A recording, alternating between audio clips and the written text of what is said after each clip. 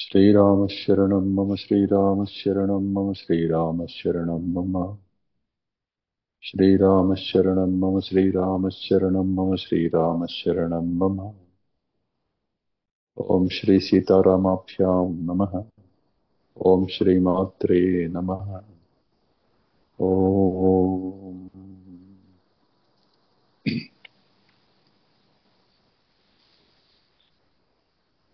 ముముక్షు వ్యవహార ప్రకరణము 7వ సర్గము.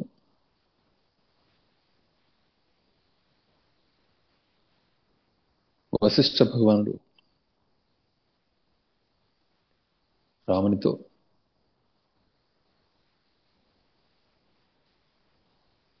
ముముక్షువులు ఎలా ప్రవర్తించాలి, ఎలా వ్యవహరించాలి, ఎలా వారి సిద్ధిని సాధించుకోవాలి, అంటే ముక్తిని ప్రాప్తింపజేసుకోవాలి అనే విషయాన్ని బోధిస్తూ ఉన్నారు. ఈ విషయంలో ప్రయత్నం ద్వారానే పని అవుతుంది, కానీ ప్రయత్నరహితుడైన వాడికి ఏ పని కాదు అని చెప్తూ దైవం అనే దాని యొక్క ప్రస్తావన ఎలా ఉన్నది లోకంలో, పూర్వకర్మ యొక్క ఫలమే దైవం తప్ప అన్యం కానే కాదు. వేరే ఇంకొకరెవరు నడపడం లేదు. తన కర్మకి తాను, ఆ కర్మఫలానికి తాను బద్ధుడవుతూ ఉన్నాడు. ఈ కర్మ కూడా తన మనసులో ఎటువంటి జ్ఞానం అయితే ఉందో ఆ జ్ఞానాన్ని అనుసరించి అవగాహన, స్పందన, ఆ స్పందన కాయరూపమైన కార్యరూపంలో కనపడుతూ ఉండగా అది కర్మ అని, క్రియ అని చెప్పబడుతూ ఉన్నది. దానికి ఫలితం వస్తూ ఉన్నది, ఫలితం మరలా అనుభవానికి వస్తూ ఉన్నది అని చెప్తూ, కాబట్టి ప్రస్తుతం నీవు అనుభవిస్తున్న స్థితికి పూర్వకర్మయే కారణమై ఉన్నది. కాబట్టి ఈ స్థితి నుంచి బయటపడడానికి చేసే ప్రయత్నాన్ని మోక్షము, ముక్తి ప్రయత్నము, ముముక్షత్వం అనే పేరుతో చెప్తున్నాం. ఇక్కడ స్వార్థము, నిస్వార్థము, శుభము, అశుభము, ప్రాప్యము, అప్రాప్యము ఇత్యాది మాటలు వినిపిస్తూ ఉంటాయి. స్వార్థము అన్నదానికి అర్థం తాను ఏది మేలని చెప్పి అనుకుంటున్నాడో తనకు సంబంధించి దానికోసం ప్రయత్నం చేయడాన్ని స్వార్థము అంటాము.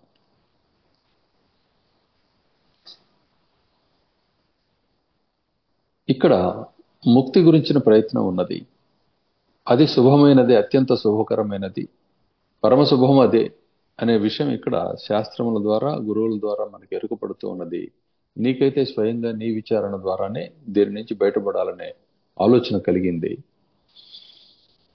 కాబట్టి ఇది ముముక్షు విషయంలో మోక్షం అనేది, మోక్ష ప్రయత్నం అనేది శుభ ప్రయత్నం అవుతుంది.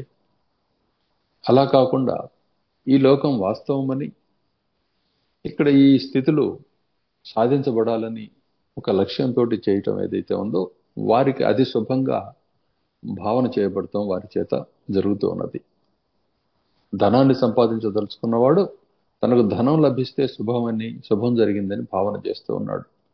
పదవి సంపాదించదలుచుకున్నవాడు పదవి ప్రాప్తించినట్లయితే దానికి తగు విధంగా ప్రయత్నం చేసి దాన్ని ప్రాప్తింప చేసుకున్నట్లయితే దాన్నే శుభంగా అతడు భావన చేస్తూ ఉన్నాడు. ఈ విధంగా ఆయా వస్తువుల మీద ఇచ్చ వారి వారి జ్ఞానాలను అనుసరించి కలుగుతూ ఉన్నది. ఇదిగో నీకైతే పూర్ణ వివేకం వల్ల ఈ మిథ్యాభూతమైన, బంధనాత్మకమైన ఈ దృశ్యం నుంచి బయటపడి నేనేమిటో నాకు తెలియాలి అనే కోరిక నీకు కలిగింది. ఈ అవసరం కారణం చేత నిన్ను ముముక్షువు అంటారు. ముముక్షువుగా ఉన్నప్పుడు చేయవలసిన పని ఏమిటంటే ప్రయత్నాన్నే నమ్ముకోవాలి తప్ప నన్ను ఎవరో నడుపుతున్నారు, నాకు ఇప్పుడు పని కాదు అనే భ్రాంతిని వదిలిపెట్టేయాలి. లోకంలో సమస్తమైన పనులు కూడాను ప్రయత్నం ద్వారా అవుతున్నాయి తప్ప వాటంతటా వచ్చి ఆకాశం నుంచి ఎక్కడి నుంచో వచ్చి ఊడిపడడం లేదు. ఎక్కడైనా ఎవరికైనా ఇప్పుడు ప్రయత్నం లేకుండానే అయాచితంగానే ఏదైనా సంపద గాని పదవి గాని ప్రాప్తించినట్లు కనపడ్డా దానికి కారణం పూర్వకర్మ ఫలితమే తప్ప అన్యం కానే కాదు. అది కూడా కర్మ వల్లనే సిద్ధించింది. దానంతట అది వచ్చి పడలేదు, ఎక్కడి నుంచి ఊడిపడదు. అయితే ఆ పూర్వకర్మ అనేది ప్రస్తుత లక్ష్యానికి అనుకూలంగా ఉన్నట్లయితే ఇబ్బంది లేదు, అది వినియోగం అవుతుంది, చక్కగా ఉపయోగపడుతుంది. కానీ ప్రస్తుతం నువ్వు ముక్తిని కోరుతూ ఉన్నావు, కానీ నీ పూర్వకర్మ ఏతద్ వ్యతిరిక్తంగా జరిగి ఉన్నట్లయితే ఆ ఫలితము ఇప్పుడు జీవిత రూపంలో అనుభవానికి వస్తున్నది. కాబట్టి అది నీ జీవితము, నీకు కలిగే సంఘటనలు, నీ అభిరుచులే ఆటంకాలుగా ఇక్కడ కనిపిస్తాయి. కాబట్టి ఇటువంటి సందర్భాల్లో ఓర్పు, శాస్త్రాధ్యయనము, విచారణ, గురుసేవ ఇత్యాది సాధన ఉపకరణాలని గ్రహించి దాని యందు నిత్యము అలుపు లేకుండా ప్రయత్నం చేస్తూ ఉన్నట్లయితే, విరమించకుండా ప్రయత్నం చేస్తూ ఉన్నట్లయితే క్రమంగా పూర్వపు కర్మల యొక్క స్వభావ రూపమైన ఈ జీవితం యొక్క స్వభావాన్ని అధిగమించి అవసరమైన రీతిలో అవసరమైన దారిలోకి వెళ్ళటానికి పని జరుగుతుంది, వీలు కలుగుతుంది. కాబట్టి ఈ క్రమంలో చేసేవాడి ప్రయత్నాన్ని అనుసరించి, వాడి స్థితిని అనుసరించి, పూర్వపు ప్రయత్నాలను అనుసరించి ఇప్పటి ప్రయత్నాన్ని జోడించిన దాన్ని బట్టి ఒకరోజు ముందు ఒకరోజు వెనుకగా ఫలం అయితే సిద్ధిస్తుంది. ఈ ముందు వెనుకల భేదం ఎందువల్ల సిద్ధిస్తున్నదంటే పూర్వకర్మ ఫలంగా, అంటే దైవం అనే పేరు చుట్టూ చెప్పబడుతున్న ఈ పూర్వకర్మ ఫలంగా, లేకపోతే ప్రారంధం అనే దాని కారణంగా ఇటువంటి వ్యత్యాసాలు కనిపిస్తూ ఉన్నాయి. ఈ లోకంలో ఎవరైనా సరే కాలు కదిపి సమానమైన ఎత్తు పొడుగు, ఒడ్డు పొడుగు సమానంగా ఉండేవాళ్ళు, శక్తిలో కూడా సమానంగా ఉండేవాళ్ళు కాలు కదిపి నడుస్తుంటే సమానంగా ఎట్లయితే నడవగలుగుతారో, అదేవిధంగా అలా లేనట్లయితే వాళ్ళ నడకలో కొంత వ్యత్యాసం ఎట్లయితే వస్తూ ఉన్నదో కారణం వాళ్ళ శరీరాన్ని అనుసరించి. కానీ స్పష్టంగా ఉన్న పరిస్థితిని అనుసరించి ఫలితం రావడం అనేది మనం గమనిస్తూ ఉన్నాము. చిన్న అంగ కలిగిన వాడు కొంచెం ఎక్కువ అంగలు తీసుకుంటాడు అదే దూరాన్ని గడవటానికి. పెద్ద అంగ కలిగిన వాడు తక్కువ అంగలు మాత్రమే అతనికి అవసరం అవుతాయి. ఇది స్పష్టంగా కనపడుతుంది. కానీ ఈ విధమైన అంగచలనము లేకపోతే నడక అనే దానిని వీళ్ళిద్దరూ ఆశ్రయించినప్పుడే పని పూర్తవుతూ ఉన్నది. ముందు వెనక కావడానికి వాళ్ళ వాళ్ళ పరిస్థితులు కారణం. దేహ పరిస్థితి, అదేవిధంగా పూర్వకర్మలను అనుసరించి ఆరోగ్య పరిస్థితి, ఇంకా ఇతరమైన అనుకూలతలు, ఇవన్నీ కూడా కారణాలు అవుతూ ఉన్నాయి ఆ దూరం తరిగి లక్ష్యాన్ని చేరటం అనే దానికి. ఈ విధంగా ముముక్షత్వంలో కూడా మోక్షాన్ని సాధించే క్రమంలో కొంతమందికి పూర్వమే అధికంగా వాళ్ళు శ్రమ చేసి ఉన్నందువల్ల ఇప్పుడు వాళ్ళ ప్రగతి చాలా వేగంగా ఉన్నట్లు, అధికంగా విషయాన్ని అర్థం చేసుకోగలిగే శక్తి కలిగినట్లు ఇవన్నీ మనకు తోస్తూ ఉంటాయి. తప్పితే ఇదంతా కర్మఫలమే తప్ప అన్యమైందేమీ కాదు. కాబట్టి ఎవరో నడుపుతున్నారనే భ్రాంతిని వదిలిపెట్టేసేసి వాస్తవాన్ని గ్రహించి పని పూర్తి చేసుకోవడం అనే దాని అందే మనసుని ఉంచాలి. ఇది ముముక్షు యొక్క ముఖ్య లక్షణం, ప్రథమ లక్షణం. ఈ లక్షణాన్ని ఎప్పుడూ కూడా వీడకూడదు. ఇక స్వార్థము నిస్వార్థము అనే విషయంలో వచ్చేటప్పటికి, ఎవరికైతే తాను లక్షించిన విషయం సిద్ధించిందో అంతవరకు అతడు స్వార్థపరుడు, అప్పటి నుంచి అతడు నిస్వార్థపరుడు. ఎందుకంటే అతడికి లక్ష్యం సిద్ధించింది కాబట్టి ఇంకా అతడికి స్వార్థం అంటూ ఉండదు ఆ విషయంలో. ఒక ఊరికి వెళ్ళవలసిన వాడు ఆ ఊరికి వెళ్ళటమే అతని స్వార్థం అయి ఉన్నది, అతని ప్రయోజనం అయి ఉన్నది. ఆ ఊరికి వెళ్ళటం అనే కార్యక్రమంలో ఆ తోడుగా వచ్చే వాళ్ళందరూ అతనికి మిత్రులు, బంధువులు అయి ఉంటారు. ఇటువంటి వాళ్ళందరూ ఒక చోట చేరుతారు. ఈ విధంగా ఒకరికొకరు సహాయం చేసుకుంటూ ముందుకు వెళ్తారు. వెళ్ళటానికి అన్ని మార్గాల్లో మిగతా వీటిల్లో పోటీలు ఉంటాయేమో, కానీ పోటీని అనుభవించడం జరుగుతుంది. కానీ ముముక్షత్వం అనే దానికి వచ్చేటప్పటికి ఎవరికి వారు సాధించేదే. ఇది పరిమితులంటూ లేవు. ముక్తి లేక బంధం అనేది వారి హృదయంలో వారు దర్శించవలసిన విషయమే తప్ప బయట ఎక్కడా లేదు. కాబట్టి తనకంటే అన్యం కాదు కాబట్టి, ఇతరులు ఎవరో ఉన్నారు వాడికంటే నేను ఎక్కువగా జ్ఞానాన్ని పొందాలి, ఎక్కువ పరిశ్రమ చేయాలి, ఎక్కువ సిద్ధిని సాధించాలి, నేను ముందు ముక్తి పొందుతాను, ఇటువంటి ఆలోచనలన్నీ కూడా అజ్ఞానంలోంచి పుట్టుకొచ్చే ఆలోచనలు. కాబట్టి ఎవరి ప్రయత్నం వాళ్ళదే, ఎవరి లక్ష్యం వాళ్ళదే, అదే విధంగా ఎవరి పరిస్థితులు వాళ్ళవే. కాబట్టి స్వార్థము నిస్వార్థం అనే దగ్గర నీ పని పూర్తయ్యే వరకు నువ్వు స్వార్థ సహితుడవై ఉంటావు. అంటే నీ పని పూర్తి కావటం కోసం మాత్రమే నీ ఆలోచన కలిగి ఉంటావు, దానికి అవసరమైన ప్రయత్నాలు చేస్తూ ఉంటావు. ఇతడు స్వార్థవంతుడు అని చెప్పి అప్పుడు చెప్పబడతాడు. నిస్వార్థము కలిగిన వాడు అంటే ఎటువంటి వాడు అంటే పని పూర్తి అయిపోయింది, ఆకలి తీరిపోయింది, ఇక ఆహారం నందు అతనికి స్వార్థమే లేదు, అతనికి ప్రయోజనం లేదు. ఊరు చేరిపోయాడు, ఇక ప్రయాణం నందు అతనికి ప్రయోజనం ఏం లేదు. ఆ ఊతగర్రను గాని, ఆ ప్రయాణానికి అవసరమైన ఆ సూచికలను గాని, లేకపోతే ప్రయాణానికి అవసరమైన ఆహార్యము, లేకపోతే పాదరక్షలు ఇత్యాది వ్యవహారాలు ఏవైతే ఉంటాయో, శిరోరక్షలు, ఇవన్నీ వాటితోటి ఇక పని లేదు. వాటి యందు ఇది నాది అనే భావం గాని, ఇది నాకు అవసరమనే భావం గాని అతనికి ఉండదు. అదే విధంగా ముక్తి అనే దాన్ని సాధించిన వాడు, వాస్తవ తత్వం ఇదే అని చెప్పి తెలిసిన వాడికి ఈ లోకంలో అవసరమైన వస్తువు గాని, అతడు ఆధారపడదగిన వస్తువు గాని ఏమీ కనపడదు. అందువల్ల అతడు దేవుడు. ఇది స్వార్థము నిస్వార్థము యొక్క పరిస్థితి. అయితే ఇక్కడ శుభము అశుభము అనేది దీంతో ఎప్పుడూ కలిసి ఉంటుంది.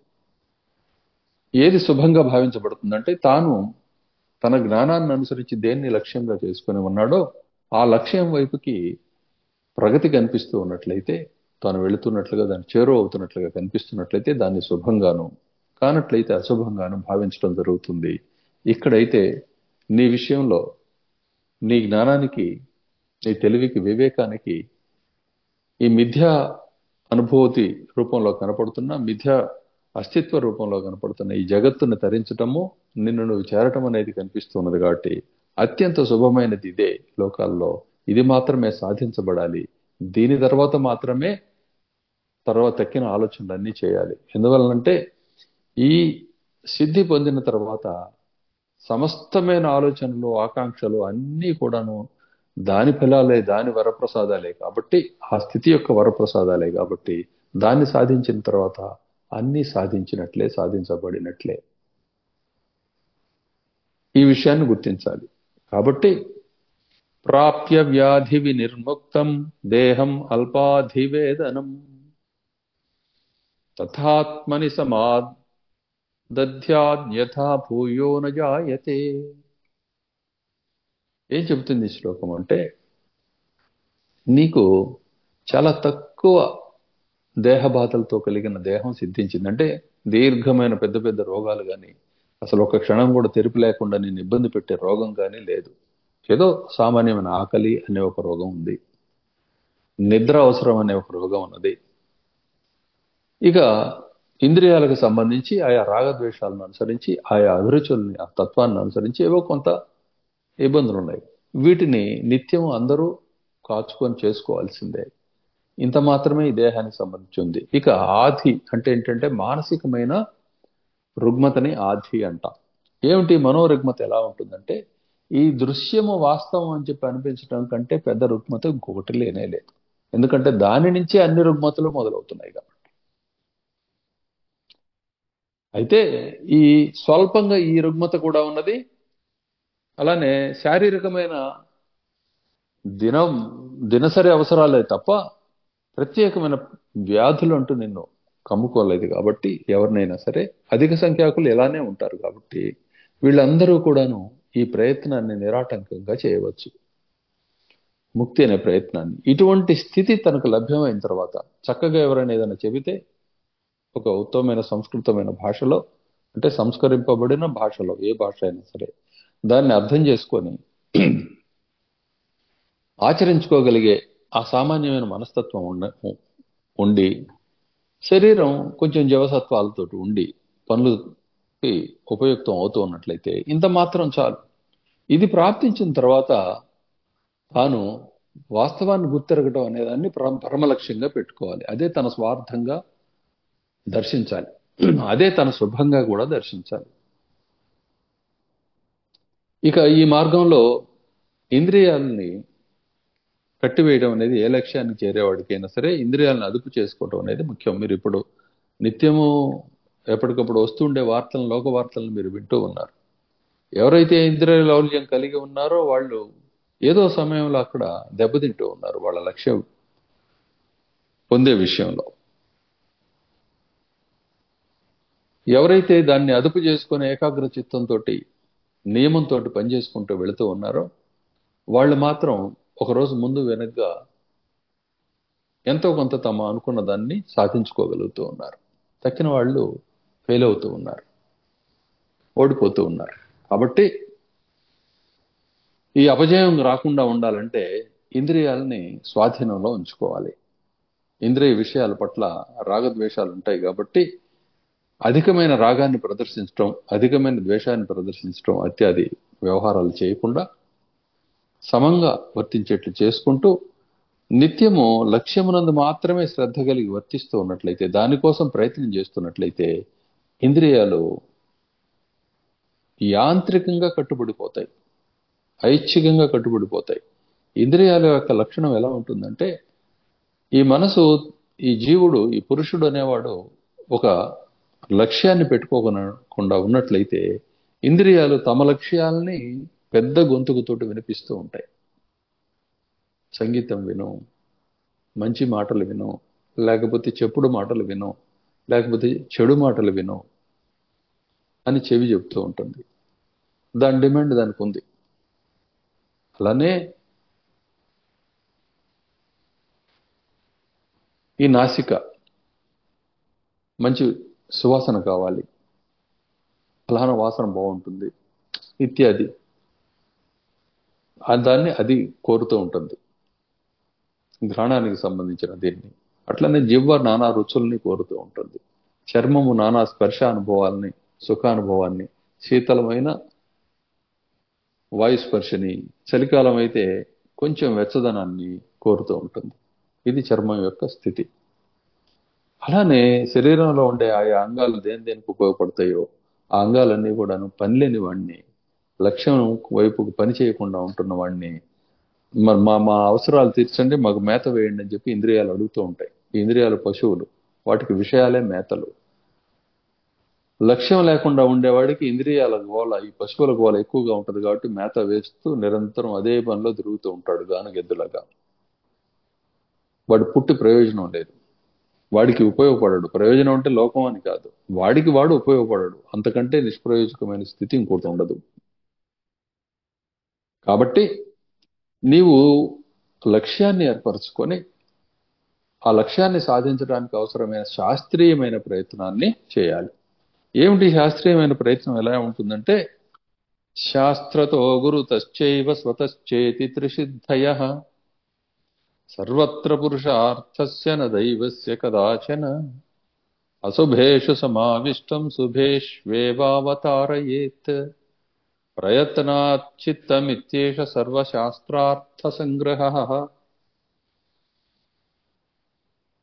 శాస్త్రం ఏం చెబుతుందో దాన్ని పరికించాలి, గురువులు ఏమి ఆదేశిస్తున్నారో దాన్ని పాటించాలి. అదేవిధంగా తాను స్వయంగా విచారణ చేస్తూ గురువులు ఆదేశించిన విధంగా ప్రయత్నం చేయటం అనేది ఉంది. ఈ మూడిటి ద్వారా మాత్రమే ఎప్పుడైనా సరే పని జరుగుతూ ఉన్నది తప్ప దైవం అంటూ వేరే ఏమీ లేదు. ఎవరో వచ్చి మనకి ఏది ఇవ్వడం లేదు. కలిగే ఆటంకాలకి అనుకూలతలకి కారణము వెనకటి కర్మయే తప్ప ఇప్పుడు నువ్వు చేస్తున్న నడవటం, ఇవ్వటం, పుచ్చుకోవటం, మాట్లాడటం ఇత్యాది కార్యక్రమాల ద్వారా, వ్యవహారాల ద్వారా అన్ని ఎట్లయితే నడుపుకుంటూ ఉన్నావో అదేవిధంగా పూర్వం చేసినటువంటి వ్యవహారం ఈ రూపంలో వచ్చింది, ప్రతికూలత రూపంలోనో అనుకూలత రూపంలోనో. అంతే తప్ప అది నిన్ను ఎప్పటికీ స్వాధీనం చేసుకొని ఉండలేదు. ఎందుకంటే అది కరిగిపోయే కర్పూరం, అది ఆవిరైపోతూనే ఉంటుంది.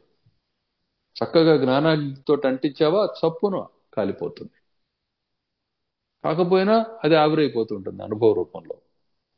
కానీ జ్ఞానాగ్నిని నీవు దానికి అంటించకపోయినట్లయితే, జ్ఞానాగ్నితోటి దాన్ని రగలుకలుపుపోయినట్లయితే ప్రారంధం అనే కర్పూరము ఇంకా ఇంకా వృద్ధి పొందుతూ ఉంటుంది అది.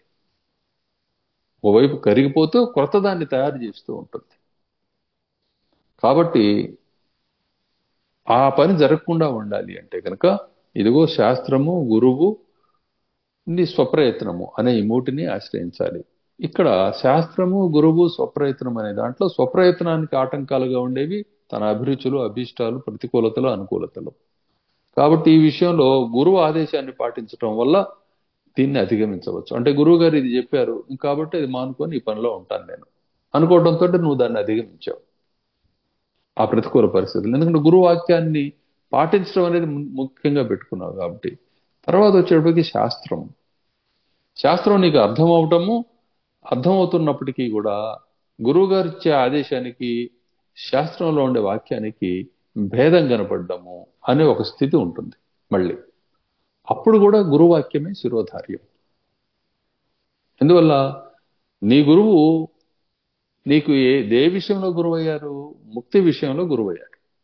ఆయన ఎప్పుడు ముక్తినే లక్ష్యంగా చేసుకొని దాన్ని కోసమే ఏదైనా బోధిస్తూ ఉంటారు. కాబట్టి నువ్వు సంశయించకుండా గురువాక్యమే శాస్త్రవాక్యం అన్న భావనతోటి ముందుకు సాగవచ్చు.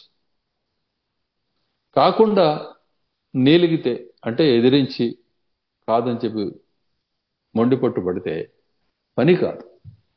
ఎందుకంటే ఆ లక్షణమే ఇక్కడ నిన్ను బద్ధుణ్ణి చేస్తూ ఉన్నది. ఈ దేహాన్ని నేననే భావనయే నిన్ను ఇక్కడ బద్ధుణ్ణి చేస్తున్నది. ఈ జీవితం వాస్తవము, ఇందులో ఏదైనా అనుభవించడానికి ఉంది, చాలా వింతలు విశేషాలు ఉన్నాయని అనిపించడమే ఈ బద్ధత్వానికి, వీటన్నిటికీ, జన్మబంధానికి కారణం. కానీ ఈ తత్వం అంతా ఎరిగి ఉన్న నిస్వార్థపరుడు కాబట్టి గురుడు ఆయన స్వార్థం అంటూ ఉంటే నీకు ప్రాప్తించవలసిన ముక్తి, ఆ సిద్ధి అన్నదే ఆయన స్వార్థం. ఎందుకంటే ఆయన అప్పటికే ఆకలి తీరి ఉన్నాడు. ఆయనకి ఇటువంటి విచారణతోటి ఇక పని లేదు. కానీ నీ గురించి ఆ గురుత్వాన్ని ఒప్పుకొని ఆ పని చేస్తూ ఉంటాడు. కాబట్టి ఆయన చెప్పిన మాటని తూచా తప్పకుండా పాటించటమే ఇక్కడ విషయం. ఇక శుభాశుభాలు అంటే నీ మనస్సు నీ లక్ష్యం వైపు కాకుండా మరొక వైపు లాగితే అది అశుభం. లక్ష్యం వైపుకి వెళుతున్నట్లయితే అది శుభం. ఇక లక్ష్యము ముక్తి గనక అయినట్లయితే అది శుభము, లక్ష్యము లౌకికమైనట్లయితే అది అశుభము. ఇక్కడ దీన్ని అలా తీసుకోవాలి. కాబట్టి లౌకిక లక్ష్యాల వైపు నీ మనసు పరిగెడుతూ ఉన్నట్లయితే మళ్ళీ దిక్కెవరు? గురువు ఆదేశమే, గురువుపదేశమే. సో గురువులు ఏం చెప్తారు? ఫలాని పుస్తకం చదువుకుందాం రబ్బాయి, సద్గ్రంథాన్ని అధ్యయనం చేద్దాం, దాన్ని అనుసంధాన ప్రక్రియ మొదలు పెడదాం, మీ ప్రశ్నలు ఎలా సిద్ధం చేసుకుంటారో సిద్ధం చేసుకొని రండి, దానికి సమాధానాలు పొందండి అని చెప్పి ఈ విధంగా నిత్యము శాస్త్ర సాంగత్యము, అధ్యయన సాంగత్యము, ఆ విధంగా నీ స్వప్రయత్నాన్ని పురుకొల్పడం అనే ఒక గొప్ప సహాయము ఇవన్నీ చేస్తూ నిరంతరం నిన్ను అందులో ఉంచుతూ తన ఆదేశం ప్రకారం నడుపుతూ శుభం వైపుకి నడుపుతారు. కాబట్టి ఇక్కడ కూడా గురువు ఆదేశమే పనిచేస్తుంది. కాబట్టి ఈ రెండు శ్లోకాలని మనం పూర్వమే మనన శ్లోకాల్లో రెండుగా స్వీకరించాం. కాబట్టి ఈ శ్లోకాలని అందరూ కూడాను అధ్యయనం చేయండి. ఇది 7వ సర్గలోని 11, 12 శ్లోకాలు ముముక్షు వ్యవహార ప్రకరణంలో. శాస్త్రతో గురుతశ్చైవ స్వతశ్చేతి త్రిసిద్ధయ సర్వత్ర పురుషార్థస్య న దైవస్య కదాచన అశుభేషు సమావిష్టం శుభేష్వేవావతారయేత్ ప్రయత్నాచిత్తమిత్యేష సర్వశాస్త్రార్థ సంగ్రహ. ఇవి 2 శ్లోకాలు. ఈ శ్లోకాల్లో మనం ముముక్షు ఎలా వ్యవహరించాలన్నది స్పష్టంగా కనపడుతూ ఉన్నది. కాబట్టి ఇవి మరికొన్ని శ్లోకాలు రాబోతూ ఉన్నాయి. ఆ శ్లోకాలను కూడా మనం కంఠస్థం చేసుకొని నిత్యం మననం చేసుకోవాల్సి ఉంటుంది. ఇదే మనన శ్లోకాలు అంటే. సుమారుగా 30 శ్లోకాల వరకు ఉన్నట్లు గుర్తు నాకు. ఆ శ్లోకాలు క్రమంగా గ్రంథం అయిపోయేటప్పటికి అన్ని సంపూర్ణం అవుతాయి. అప్పటిదాకా ఎదురు చూడకుండా ముందుగానే తీసుకొని మీరు కంఠస్థం చేసుకోవచ్చు. అది ఇంకా ఉత్తమమైన పద్ధతి. క్రమంగా ఆ సందర్భం వచ్చినప్పుడు ఆ శ్లోకం గురించి చెబుతూ ఉంటే మీకు చాలా సంతోషం కలుగుతుంది అప్పుడు. ఇక యథా సంవేదనం చేతస్తథా తత్స్పందం రుచ్యతి తథైవ కాయశ్చలతి తథైవ ఫలప్రోక్తృత. అంటే దీనికి అర్థం ఏంటి? సంవిత్ స్పందో మనస్పంద ఇంద్రియ స్పందమేవచ ఏతాని పురుషార్థస్య రూపాణి ఏభ్య ఫలోదయ. ఇవి 4-5 శ్లోకాలు చదివాను ఇప్పుడు నేను ఈ సర్గలోది. ఏం చెబుతూ ఉన్నదంటే, నీ జ్ఞానము అంటే నీకు ఎటువంటి ఎరుక కలుగుతూ ఉన్నదో అది సంవిత్ స్పందము అని చెప్పబడుతుంది మనసులో. అదే మనస్పందము. అంటే నీ మనస్సులో ఏం తోస్తుందో అదే నీ మనస్సు. ఎలా తోస్తుంది? నీ బుద్ధిని అనుసరించి. బుద్ధి కూడా మనస్సే. అదే ఇంద్రియ స్పందం అవుతుంది. నీ ఎదురుగా ఉన్నది పూమాలగా కనపడితే దాన్ని తీసుకొని ధరించే ఆలోచన కలుగుతుంది. లేకపోతే ఒక దేవతా విగ్రహానికి అలంకరించే, లేకపోతే ఒక పెద్ద ఆయనకి ఆ పూమాలను అర్పించే స్పందం ఇటువంటివి కలుగుతాయి. ఇది లేదా ఇది పూమాల అని చెప్పి దాన్ని ఆగ్రహించ స్పందన కలుగుతుంది. కానీ అదే ఒక పాము అయితే దాని నుంచి దూరంగా జరిగిపోవాలనే స్పందన కలుగుతుంది. 2 జ్ఞానాలే, 2 ఎరుకలే. ఒకటి పూమాల అనే ఎరుక కలిగింది, మరొకటి సర్పము అనే ఎరుక కలిగింది. సర్పము హానికరం కాబట్టి తొలగిపో, దూరంగా జరిగిపో అనే స్పందన చటుక్కున వచ్చేసింది. దూరంగా జరిగిపోతున్నావు. ఇది క్రియ, ఇది ఇంద్రియ స్పందనము. ఏమిటి ఇది అనే నిశ్చయము, అది గుర్తించడం ఏదైతే ఉందో అది మనస్పందము. దాన్నే సంవిత్ స్పందము లేకపోతే బుద్ధి స్పందము అనే పేరుతోటి చెప్తాం. ఈ విధంగా పనులు అవుతున్నాయి తప్ప మరొక విధంగా పనులు ఎక్కడ ఏది జరగడం లేదు. ప్రతి విషయంలో కూడాను ఈ వచ్చిన వాడేవాడు, మన పని ఏమిటి ఇత్యాది ఈ నిర్ణయాల ద్వారా ఈ స్పందనలన్నీ కలుగుతూ ఉన్నాయి తప్పితే వాస్తవానికి మనస్సు గాని ఈ బుద్ధి గాని వ్యవహారానికి నిర్మల స్వరూపాలు. అవి విషయం అర్థం కానందువల్ల అహంకార కారణం చేత, ఇది కూడా మనస్సే సుమా, గుర్తుపెట్టుకోండి. చిత్తము, అహంకారము, మనస్సు, బుద్ధి 4 ఒకటే. ఇవన్నీ కలిపి అంతరంగం అనే పేరుతోటి పిలుస్తాం, అంతఃకరణం అనే పేరుతోటి పిలుస్తాం. ఇవి 4 ఒకటే, ఒక మెటీరియలే. అది చేసే పనిని అనుసరించి అప్పుడప్పుడు ఆయా నామాన్ని అది పొందుతుంది. ఒకసారి మనస్సు అని పిలువబడుతుంది, ఒకసారి చిత్తం అని పిలువబడుతుంది, ఒకసారి అహంకారం అని, మరొకసారి బుద్ధి అని పిలువబడుతున్నది. ఈ విషయాన్ని కూడా గుర్తుపెట్టుకోవాలి. ఇది మళ్ళీ మళ్ళీ మళ్ళీ మళ్ళీ అనేక మార్లు చెప్పుకుంటాం, ఒకసారి కాదు. ఎందుకంటే మాటి మాటికి మనం దీన్ని స్మరించకపోతే, మననం చేయకపోతే ఇది నాటుకోదు. ఊరికే ఒకసారి ఎలా గుర్తుపెట్టుకొని వెళ్ళిపోతే అలా వెళ్ళిపోతుంది. ఒక్కసారి పరిచయం అయి ఏదో పని అయిపోయి వెళ్ళిపోయి ఎప్పుడో 10 ఏళ్ల తర్వాత కనిపించేవాడికి మనం గుర్తుపట్టలేం. ఎందుకంటే మన మనసు అతడిది ఇంపార్టెన్స్ లేదు కాబట్టి తీసేసింది, అతనికి ప్రాముఖ్యత లేదు కాబట్టి మనసులో. అదేవిధంగా అభ్యాసం చేయబడని ఏ కార్యము కూడా సిద్ధి వహించదు. అభ్యాసం చేయవలసిందే. ఒక పరిచయమైన మనిషి యొక్క పేరు 10 సార్లు అనుకోకపోతే మనకు ఆ పేరు మళ్ళీ పిలిచేటు సంబోధించడానికి గుర్తుకు రాదు. అదేవిధంగా అభ్యాసం చేస్తూ ఉంటే వింటూ ఉన్న విషయము ఇదంతా కూడా అనుభవానికి రావడానికి మొదలవుతుంది. అదేవిధంగా అందులో మెళకువలు కూడా బాగా చక్కగా అర్థమవుతూ ఉంటాయి. కాబట్టి ఎట్లయితే జ్ఞానం కలుగుతుందో అలానే ఈ మనస్సు భావన చేస్తూ ఉన్నది, దాన్ని అనుసరించి స్పందన కలుగుతూ ఉన్నది. అంటే స్పందించడం ఒక కార్యంగా, కర్మగా మారుతూ ఉన్నది. దాన్ని అనుసరించి శరీరము కదులుతూ ఉన్నది, దాన్ని అనుసరించి ఫలితం వస్తున్నది, ఇష్టం గాని కష్టం గాని. ఇది జీవితం అంతా ఇదే కనపడుతూ ఉన్నది, వేరే ఏం లేదు. ఈ అనుభవం అనేది అలా నిరంతరంగా సుఖదుఖాత్మకంగా, నిరంతర రాగద్వేషాత్మకంగా, నిత్య ఆయాస సహితంగా కనపడుతున్నది. కాబట్టి ఇది నిజానికి కొంచెం ఆలోచన చేస్తే ఇది వాస్తవం కాదు, కానీ ఇందులో తప్పనిసరిగా ఎందుకు ఇరుక్కున్నాను నేను, బయటపడాలనే ఆలోచన కూడా వస్తుంది. కాబట్టి ఇది వివేకం అంటాం. ఇది కూడా ఆ మనస్సే, ఆ వివేకం అనేది కూడా. ఇవన్నీ అభ్యాసాల కారణం చేత అవన్నీ రకరకాలుగా అనిపిస్తున్నాయి. వ్యసనం అనేది కూడా మనస్సే. వ్యసనాలు బారిన పడ్డాడు అంటాం, అది కూడా అభ్యాసం వల్ల ఆ వ్యసనం వచ్చింది. ఆ అభ్యాసం అదంతా కూడా మనస్సే. మనస్సు తప్ప ఇక్కడ వేరే వస్తువు అంటూ ఏం లేదు. ఇంద్రియాలు వాటంతటా అవి ఏమీ స్పందించడం లేదు, మనస్సు సహాయంతో స్పందిస్తూ ఉన్నాయి. ఇంతకుముందే చెప్పుకున్నాం ఈ విషయం మనం. కాబట్టి ఇక్కడ ప్రధాన పాత్రధారి, సూత్రధారి సర్వము మనస్సే తప్ప వేరే ఏమీ కాదు. కానీ దాన్ని జాగ్రత్తగా ఈ పద్ధతి ప్రకారం అర్థం చేసుకున్నట్లయితే స్పష్ట రీతిని బోధపడుతుంది. కాబట్టి ఇంకప్పుడు కలతలేని మనస్సు సిద్ధమవుతుంది. కలత లేని మనస్సే శాంతి అనే పేరుతోటి చెప్పబడుతోంది. అదే సమాధి అనే పేరుతోటి చెప్పబడుతున్నది. అదే నిస్వార్థత అనే పేరుతోటి చెప్పబడుతున్నది. అదే కైవల్యం అనే పేరుతోటి కూడా చెప్పబడుతున్నది. అదే పరమజ్ఞానము, ఆధ్యాత్మిక జ్ఞానము, సమాధి ఇత్యాది నిర్వాణం అనే పేర్లతోటి కూడా ఆ స్థితియే చెప్పబడుతున్నది. అయితే ఈ మాటలన్నీ వింటున్నప్పటికీ కూడా నేను ఫలానా వాణ్ణి, ఫలానా దాన్ని అనే నిశ్చయం నీలో దృఢంగా, ఈ మానవుణ్ణి అనే నిశ్చయము, ఇది మానవ జన్మ అనే నిశ్చయం ఉన్నది కాబట్టి, అదే ఆలంబనగా కనపడుతున్నది కాబట్టి, వెంటనే దీన్ని నువ్వు గ్రహించడానికి ఆ మనస్సు అంగీకరించదు, ఆ ప్రత్యేకమైన మనస్సు. కాబట్టి దానికి మార్గం ఏమిటంటే అభ్యాసమే.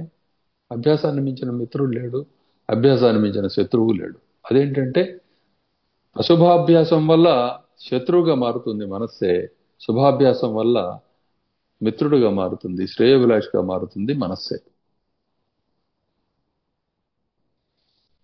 ఆబాలమేతత్ సంసిద్ధం ఎత్ర ఎత్ర యథా యథా దైవంతున క్వచిద్ దృష్టం అతో జగతి పౌరుషం. కాబట్టి చిన్నపిల్లాడు మొదలుకొని పండితుడి వరకు కూడా అందరికీ ఈ విషయం అనుభవంలో ఉన్నదే.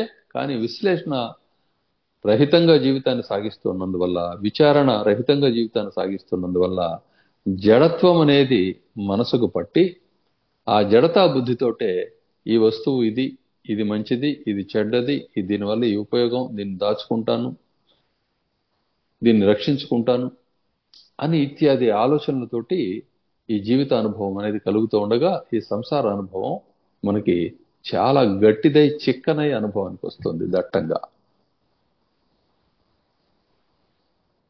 నిజానికి ఇక్కడ స్థూలంగా ఏమీ లేదు. ఇది అనేక మార్లు చెప్పుకున్నాం. స్థూలత్వం అనేది చెప్పాం కదా, ఇది సాపేక్షం. ఎలా సాపేక్షం అంటే అగ్ని యొక్క తోడు జలానికి కలగటం వల్ల, అగ్ని యొక్క తోడు మందగించినట్లయితే, అంటే దాని స్థాయి తక్కువ ఉన్నట్లయితే, ఆ జలమే మంచు అనే ఘన రూపంగా చూడబడుతోంది, స్థూల రూపంగా. అదే అగ్ని యొక్క సాంగత్యం అధికమయ్యే కొలది ద్రవ రూపంగా చూడబడుతూ ఉన్నది, నీరు అనే పేరుతోటి. మరికొంచెం పెచ్చు పెరిగే కొలది వేడి నీరు దాని నుండి ఆవిరి అనే రూపంలో చూడబడుతూ ఉన్నది. ఇంకా పెచ్చు పెరిగిపోతే దాని స్థితి విఘటనం చెంది ఆయా అణు మూలకాలుగా రూపంలో చూడబడుతూ ఉన్నది. జ్ఞానాగ్ని గనక దానితోటి కలిసినట్లయితే, దాన్ని దర్శించినట్లయితే, అది కేవలం ఆత్మీయంగా చూడబడుతూ ఉన్నది. ఒకదానికంటే ఇది ఒకటి సూక్ష్మమై ఉన్నది, ఒకదానికంటే ఒకటి స్థూలమై ఉన్నది.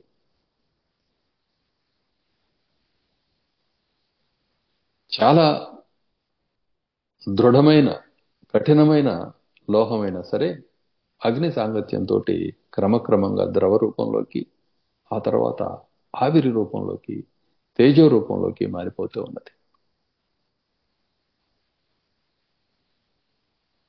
కానీ అక్కడ పదార్థం ఒకటే. అదేవిధంగా ఈ స్థూలత్వ సూక్ష్మత్వాలు అనేవి అనుభవానికి వస్తున్నాయి తప్ప వేరే ఏం లేదు.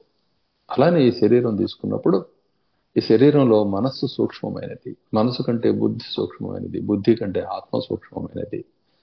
ఈ శరీరంలో ఇంద్రియాలు సూక్ష్మమైనవి.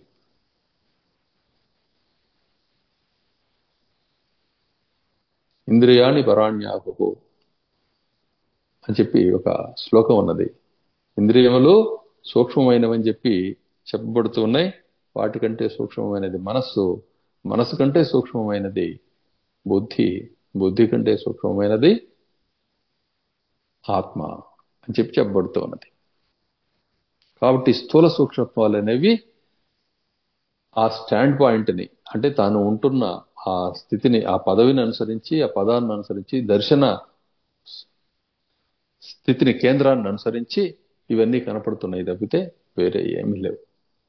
కాబట్టి ఈ విధంగా మనస్సుని ఈ విధంగా అధ్యయనం చేస్తూ నిత్యము ఈ అభ్యాసాల్లో మునిగి ఉండటంతో తానేమిటో స్పష్టంగా బోధపడుతుంది. అప్పటి వరకు తనకు ఒక పేరు, తను ఒక శరీరం, ఒక లింగము, ఒక దేశము, తల్లిదండ్రులు, భార్య, భర్త, లేకపోతే ఇత్యాది సంబంధాలు, సంతానము, ఇలా అనేకంగా ఇది అనుభవానికి వస్తూ స్థూలంగా జడత్వాన్ని కూడా అనుభవానికి తెస్తూ ఉన్నది. నిజానికి జడత్వము, చేతనత్వము, ఈ లోకంలో కనపడే జడ చైతన్యాలు అనేవి రెండూ కూడాను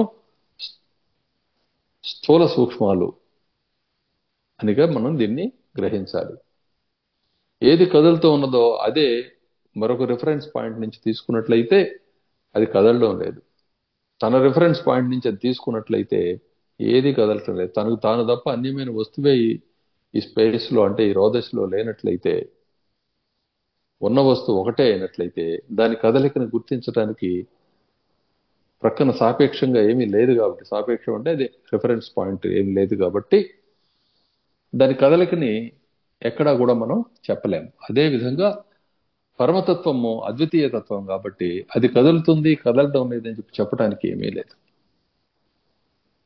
తదైజతి తన్నైజతి తద్దూరే తద్వంతికే అని చెప్పి మనం ఈశావాస్యంలో చదువుకుంటాం. ఇది తత్వం. కాబట్టి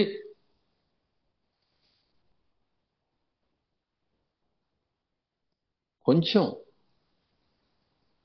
వయసు 12 ఏళ్ళు దాటిన తర్వాత, 13, 14, 15 సంవత్సరాల వయసు వచ్చేటప్పటికి శరీరంలో తనే స్వయంగా పనులు నిర్వర్తించుకోవడం, తల్లి అవసరం కానీ తండ్రి అవసరం కానీ శారీరకంగా అవసరం లేని స్థితి ఏర్పడడం, తన పనులు తానే చూసుకోగలగడం, కాస్త చదవగలగడం, ఆయా పనులు పంపిస్తే కొన్ని నెరవేర్చుకొని రాగలగడం ఇత్యాది స్థితి కలిగిన దగ్గర నుంచి కూడా అతని కాళ్ళు ఉత్తములైన సాధువుల వైపుకి నడవాలి.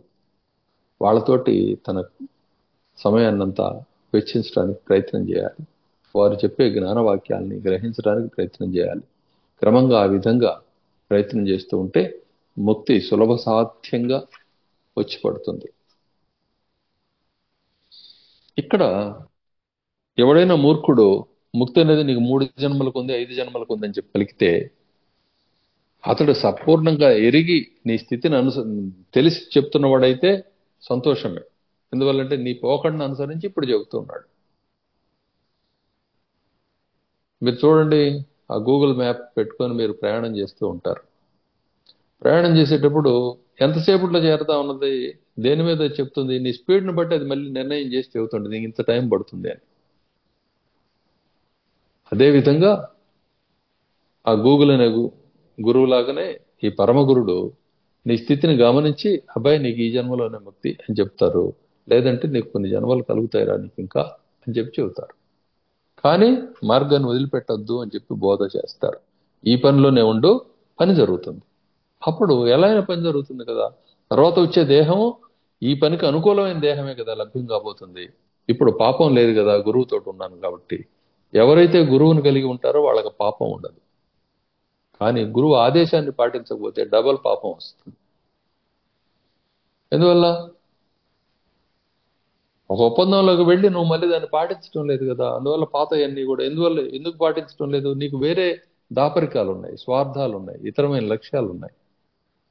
ఆ కారణం చేత అటువంటి స్థితి ఉత్పన్నం అవుతుంది.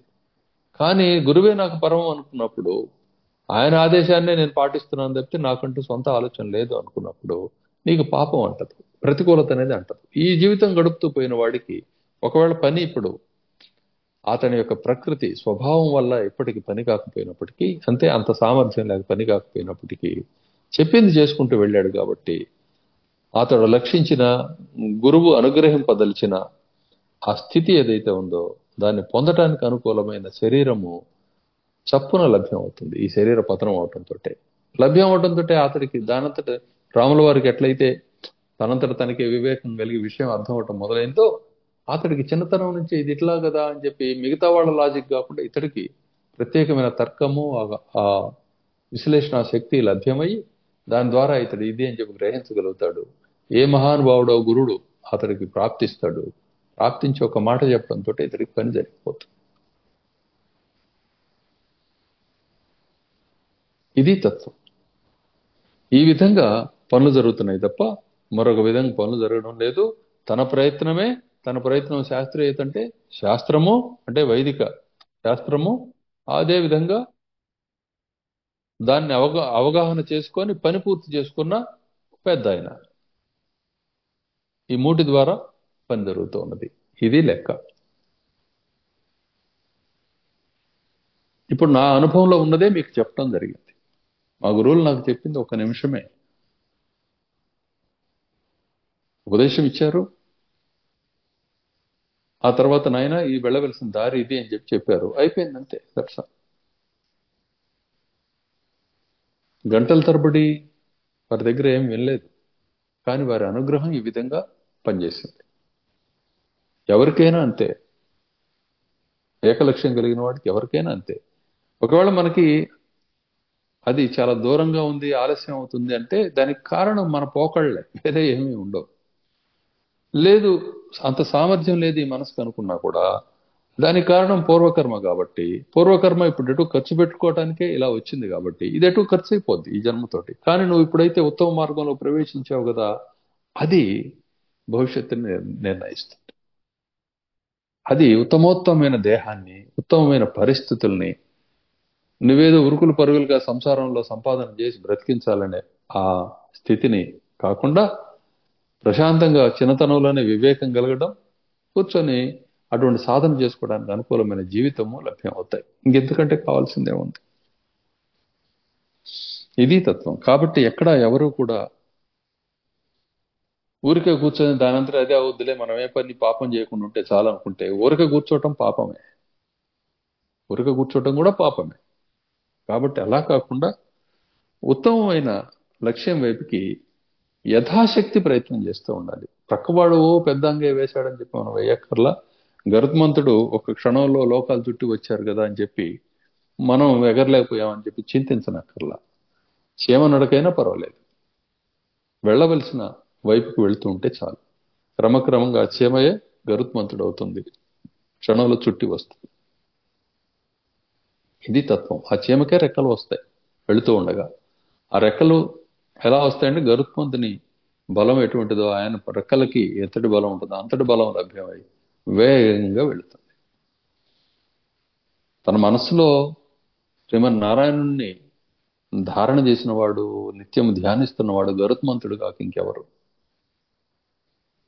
ఆయన మూపు మీదనే కదా విష్ణు భగవానుడు ఎక్కడికైనా ప్రయాణం చేస్తున్నారని చెప్పబడ్డాడు. కాబట్టి ఎవరి మనసులో అయితే నారాయణ నారాయణ నారాయణ అనే మాట వినిపిస్తున్నదో అతడు స్వయంగా గరుత్మంతుని స్వరూపుడై ఉన్నాడు. చక్కగా స్వామిని భక్తితో మోస్తూ ఉన్నాడు తనలో. కాబట్టి అతడి వేగము వైకుంఠం వైపుకి చప్పును తీసుకువెళ్తుంది. ఇది తత్వం. ఇప్పుడు మనం చెప్పుకున్న మాటలో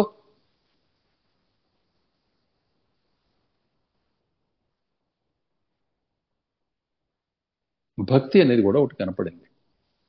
ఇది ఎప్పుడు కలుగుతుంది అంటే దీనికి ఈ భక్తి అనేది పూర్ణంగా నిర్మలమైన భక్తి ఎప్పుడు కలుగుతుందంటే ఇప్పుడు మనం చేస్తున్న అభ్యాసాలు, ఈ జ్ఞానాభ్యాసం అనేది ఏదైతే ఉందో ఈ అభ్యాసము ఫలవంతమైనప్పుడు కలుగుతుంది పూర్ణంగా. తక్కిన సమయాల్లో అజ్ఞాన సంబంధమైన శుభాల కోసం ఈ భక్తి వస్తుంది. కానీ ఆ శుభం కలగడంతో దాంతో పని ఉండదు. ఎలా అయితే మనకు ఒకరు పని చేసి పెడితే ఇంకా ఆవిరితో పని లేకపోతే మనం వాళ్ళని మర్చిపోయి ప్రక్కకి ఇంకో పనిలోకి వెళ్తాము. సహజంగా లోకంలో జరిగేది. వాళ్ళని ప్రక్కన పెట్టేసి తక్కిన పనులు ఏమున్నాయో ఆ పనుల్లోకి పనికొచ్చే వాళ్ళతోటి కలిసి తిరుగుతూ ఉంటారు లోకంలో మనుషులు. ఎప్పుడూ కూడా ఇదే జరుగుతూ ఉంటుంది. అదేవిధంగా సర్వం ఇట్లా జరుగుతుంది కాబట్టి విషయాన్ని గుర్తించి ఊరికే కూర్చొని ఉండకుండా, ఊరికే కూర్చొని ఉంటే పనులు కావనే విషయాన్ని గుర్తించి పని చేసుకోవాలి. పని శాస్త్రీయంగా చేయాలి. అదేవిధంగా శాస్త్రీయంగా పనిచేస్తూ ఉంటే పరమాత్మ యొక్క ఆలోచన తప్ప వేరే ఏం లేదు. ఆలోచనలో భాగాన్ని నేను కూడా ఆలోచనలో భాగమై ఉన్నాను కాబట్టి ఆలోచన అంతా ఆయన ఐశ్వర్యమే కాబట్టి నేను కూడా ఆయన యొక్క ఐశ్వర్యాన్నే తప్ప నాకంటూ ప్రత్యేక అస్తిత్వం లేదు. నేనంటూ అన్యుణ్ణి కానే కాదు. ఎవరు నా ప్రభువో అదే నేను అనే విషయం నీకు తెలిస్తే ఏకభక్తి అనేది స్థిరం అవుతుంది. ఇది భక్తి యోగాన్ని కూడా ప్రతిపాదించడం జరిగింది మీకు. ఇప్పుడు వాస్తవానికి మనం జ్ఞానయోగము అదేవిధంగా యోగం అనే 2 మార్గాల్లో వెళుతూ ఉన్నాం. జ్ఞానయోగము యోగము అన్నదానికి అర్థం ఏంటంటే ఇప్పుడు మనం ఈ రాచ మార్గాన్ని జ్ఞానయోగాన్ని అనే దాన్ని ఆలంబనగా తీసుకొని పదార్థ విశ్లేషణ, తత్వ విశ్లేషణ, అనుభూతి విశ్లేషణ, సర్వ విశ్లేషణ చేస్తూ ఆత్మ గురించిన విచారణతోటి ముందుకు సాగుతూ ఉన్నాం. మన మార్గం ఇది, ప్రధానమైనది. అదే విధంగా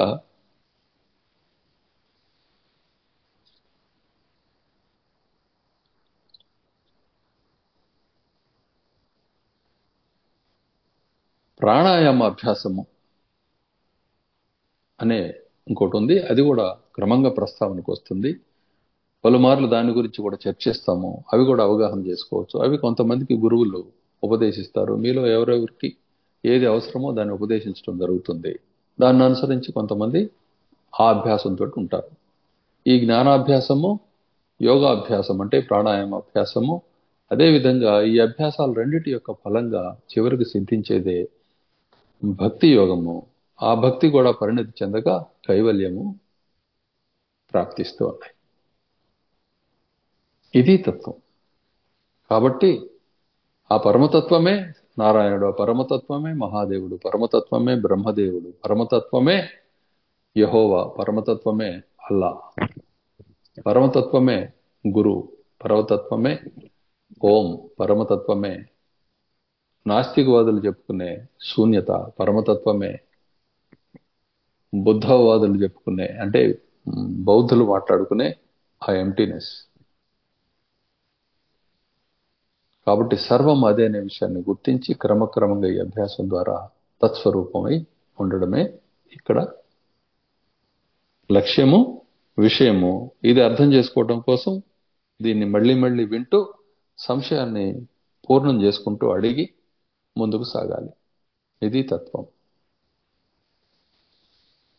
ఈ విధంగా మనం 7వ సర్గని సంపూర్ణం చేసుకున్నాం. సమస్తమైన పదవులు విష్ణుత్వం గాని, బ్రహ్మత్వం గాని, శివత్వం గాని ఇవన్నీ కూడాను సాధించబడిన పదవులే తప్ప ఎవరో కల్పించినవి కావు. అలానే నీ మనుజత్వం అనేది కూడా నువ్వు సాధించిందే తప్ప అన్యమైంది కాదు. కానీ దీని వివరణలు చాలా అనేక సందేహాలు వస్తాయి. ఆ సందేహాలన్నిటికీ పరిష్కారాలు క్రమంగా జరుగుతాయి. దారి వదలకుండా ఉండాలి. ఇది చేయవలసింది. కాబట్టి నీ ప్రయత్నమే నేను రక్షిస్తుంది తప్ప ఇతరము కాదనే విషయాన్ని గుర్తించి నీ ప్రయత్నమే నీ గురు రూపంలోనూ నీ శాస్త్ర రూపంలోనూ ఉన్నదనే విషయాన్ని కూడా గుర్తించి క్రమంగా ఇందులో కుదురుకొనండి, పని జరుగుతుంది. జై సద్గురురావు.